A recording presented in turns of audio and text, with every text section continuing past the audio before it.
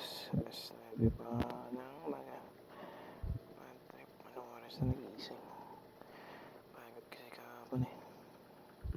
Hindi na makagising, pasende na ilaw. Minumulton ako ng damdamin ko, ng damdamin ko.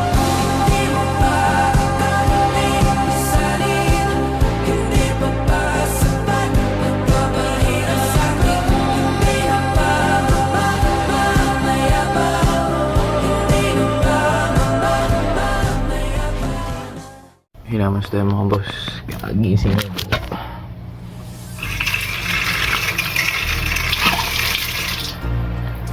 Yung oras na.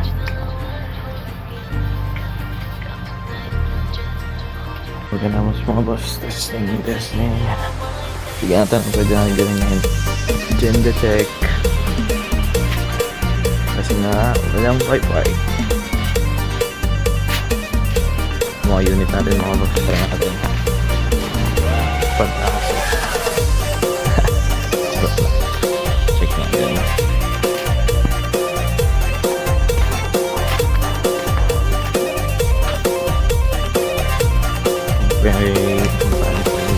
Boss, nandito tayo sa garahe. Wala nakatambak na motor ngayon kasi nga nakuha na lahat.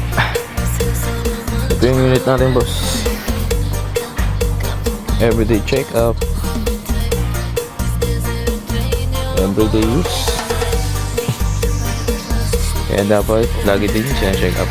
Kasi nga once na mag-fail yung preno, ito talaga main important na gina-check preno na stop yung power ng motor or any vehicle. Kasi if mag-fail yan, ano pang pipigil sa'yo, di ba? And dapat may preno lagi yung motor na napakabilis o bagal yun.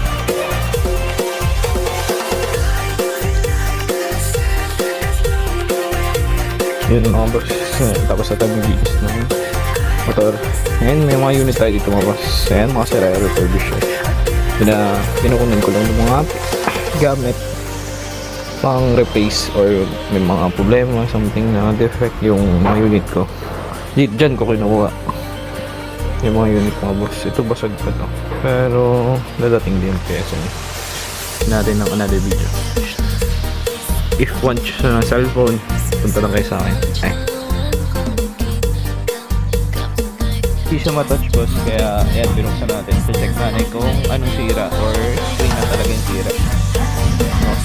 Untouchable. Check natin. Talaga yung screen boss. Tignan nyo. Yan, may good. Napalitan na rin siya ng screen. Malalaman mo yun kasi nakatupi yung legs niya. Dapat ito hindi nakatupi. Ito power source. Tanong natin sa may-ari if papapalitan niya sa akin. Ayaw talaga.